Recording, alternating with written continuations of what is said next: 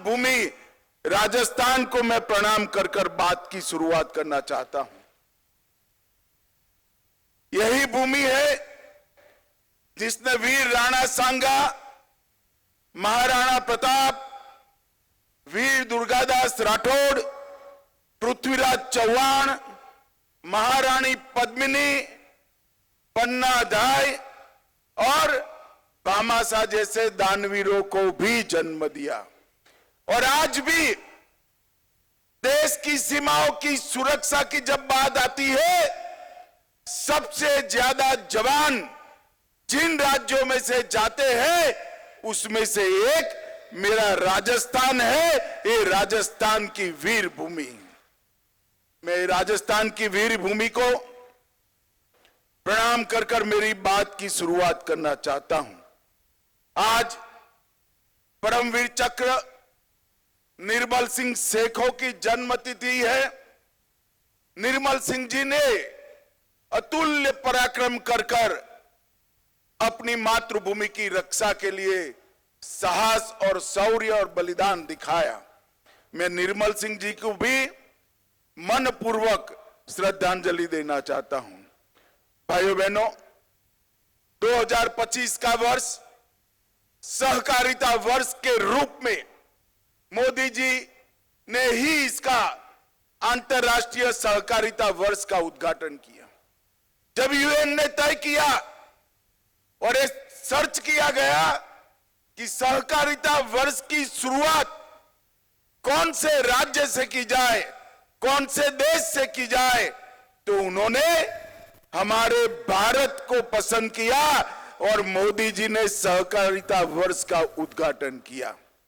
और आज सहकारिता वर्ष के उपलक्ष्य में 24 अन्न भंडारण गोदाम, 64 millets outlets, Gopal credit card योजना के तहत ऋण का वितरण, दूध उत्पादक समितियों को माइक्रो एटीएम का वितरण, 2 उत्कृष्ट पैक्सों का सम्मान, प्राइमरी डेयरी कोऑपरेटिव सोसाइटी का ऑनलाइन पंजीकरण और दीनदयाल उपाध्याय गरीबी मुक्त अभियान की सफलता की कहानियों के पुस्तक का विमोचन, ये सारी चीजें यहां पर हुई हैं।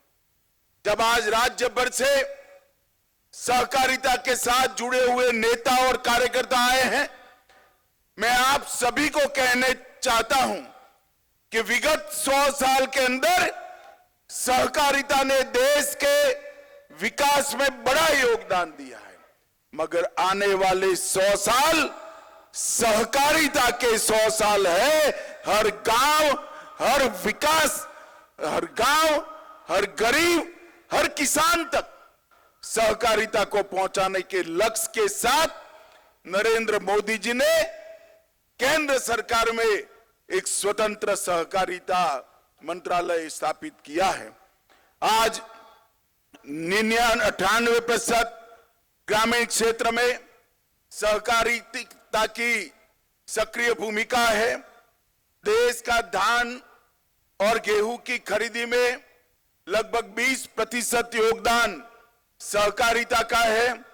उर्वरक के उत्पादन में 35% उर्वरक सहकारिता के माध्यम से उत्पन्न होता है। 30% चीनी सहकारिता के माध्यम से उत्पादित होती है और 20% से ज्यादा फेयर प्राइस शॉप भी कोऑपरेटिव के माध्यम से चलते हैं। 8,50,000 कोऑपरेटिव के माध्यम से 31 करोड़ लोग सहकारिता से जुड़े हैं। और नरेंद्र मोदी जी ने सहकारिता मंत्रालय की स्थापना की। 4 साल के अंदर हमने 61 इनिशिएटिव के माध्यम से सहकारिता को मजबूत करने का काम किया है। 2 लाख नए पैक्स बनाने का काम शुरू हो गया है। उसमें से 40,000 पैक्स बना लिए गए हैं। सभी पैक्स का कंप्यूटराइजेशन समाप्त कर दिया गया है। सभी पैक्स के मॉडल बायलॉज सभी राज्यों ने स्वीकार कर लिए हैं और इसके साथ साथ गोडाउन बनाने का काम भी शुरू हुआ है। ऑर्गेनिक प्रोडक्ट्स एक्सपोर्ट और बीज संवर्धन के लिए नई समितियां बनी हैं। दलहन, तिलहन और मक्का जो नाफेड और एनसीसीएफ के ऐप पर रजिस्टर कराता है, वो सभी किसानों का दलहन, तिलहन और मक्का एमएसपी पर खरीदने की गारंटी नरेंद्र मोदी जी ने दी है। इसके साथ साथ अगर बाजार में दाम ऊपर है तो उसको बाजार में बेचने की भी खुली छूट दी है। मित्रों, आज राजस्थान देश के कृषि विकास में बहुत बड़ा योगदान कर रहा है। ग्वार का उत्पादन 90% से ज्यादा हमारे राजस्थान में है। 46% सरसों, 44% बाजरा, 22% तिलहन और 15% मिलेट्स के साथ ये सभी उत्पादन में राजस्थान देश में पहले नंबर पर है। 18% मूंगफली के साथ दूसरे नंबर है। ज्वार, चना, दलहन और सोयाबीन में ये तीसरे नंबर पर है। और मित्रों, मोदी जी ने 11 साल में गेहूं की एमएसपी में 73% की वृद्धि, चने की एमएसपी में 82%, सरसों में 95% और मूंगफली में 82% वृद्धि करने का काम किया है। आज मैं राजस्थान आया हूं। राजस्थान को पूरा देश ऊंटों की भूमि के रूप में जानता है। हमने कोऑपरेटिव का उपयोग कर कर ऊंटों का नस्ल संरक्षण और ऊंटनी के दूध का औषधीय गुणों के परीक्षण पर रिसर्च शुरू किया है, जिससे आने वाले दिनों में ऊंटों के अस्तित्व पर कोई खतरा नहीं आएगा। भाइयों बहनों, आज मैं आया हूं तब आज राजस्थान सरकार ने भी इतने कम समय में ढेर सारे काम किए।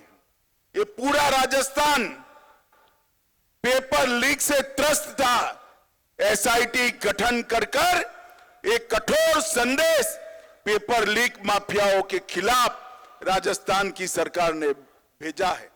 ग्लोबल इन्वेस्टमेंट समिट में भजनलाल के नेतृत्व में 35 लाख करोड़ के एमओयू हुए। 3 लाख करोड़ के एमओयू पर काम भी शुरू हो गए। पेट्रोल और डीजल के वेट में कटौती की, 450 रुपये में एलपीजी का सिलेंडर दिया और इसके साथ साथ राम जल सेतु लिंक परियोजना, नवनेरा बैराज, ताजेवाला हेड हरियाणा से पानी लाने के लिए यमुना का डीपीआर मंजूर किया गया और ढेर सारे गांवों में हर घर तक जल जीवन मिशन से पानी पहुंचाने का काम किया गया। नरेंद्र मोदी सरकार ने 11 साल के अंदर 60 करोड़ गरीबों के लिए घर, शौचालय, बिजली, गैस, 5 किलो मुफ्त अनाज और इसके साथ साथ 5 लाख तक की फ्री दवाइयों का और इलाज का व्यवस्था नरेंद्र मोदी जी ने किया है। ये सारी योजनाओं का क्रियान्वयन भजनलाल जी के नेतृत्व में राजस्थान में बहुत अच्छे तरीके से होता है। मगर मैं भजनलाल जी को एक और काम के लिए भी बधाई देना चाहता हूं। इन्होंने सहकारिता के सारे इनिशिएटिव में राजस्थान को देश में 1 से 5 नंबर में लाने का काम हमारे भजनलाल शर्मा ने किया है और आज राजस्थान में सहकारिता मजबूत हो रही है। मोदी जी के नेतृत्व में देश 11वें नंबर पर से 4थे नंबर का अर्थतंत्र बन चुका है। इसके साथ साथ 27 करोड़ गरीबों को गरीबी रेखा से ऊपर लाने का काम भी हमारे नेता नरेंद्र मोदी जी ने किया है। परंतु नरेंद्र मोदी जी ने सबसे बड़ा काम किया है देश को सुरक्षित करने का। और जो कांग्रेस के राज में ये देश आए दिन आतंकवादी हमलों से त्रस्त था। पहले उरी में हमला हुआ, मोदी जी ने सर्जिकल स्ट्राइक की। पुलवामा में हमला हुआ, एयर स्ट्राइक करी। और पहलगांव में हमला किया, ऑपरेशन सिंदूर कर पाकिस्तान के घर में जाकर आतंकवादियों के परछत्ते उड़ा दी और एक मजबूत संदेश पूरी दुनिया को भेजा है कि भारत के नागरिक, भारत की सेना और भारत की सीमा इसके साथ छेड़खानी नहीं करते, वरना नतीजे भुगतने पड़ते हैं। और मोदी जी ने ये संदेश देकर एक समृद्ध, सुरक्षित और विकसित भारत के स्वप्न को सच्चा करने का, जमीन पर उतारने का काम किया है। भाइयों बहनों, आज सहकारिता क्षेत्र के इस सम्मेलन के माध्यम से इतनी विपरीत मौसम में भी आप सभी लोग इतनी विशाल संख्या में यहां आए हो, मैं हृदय से आप सभी का बहुत बहुत अभिनंदन करता हूं और विश्वास दिलाता हूं भारत सरकार और राजस्थान सरकार मिलकर राजस्थान के सहकारिता आंदोलन को और मजबूत करेंगे।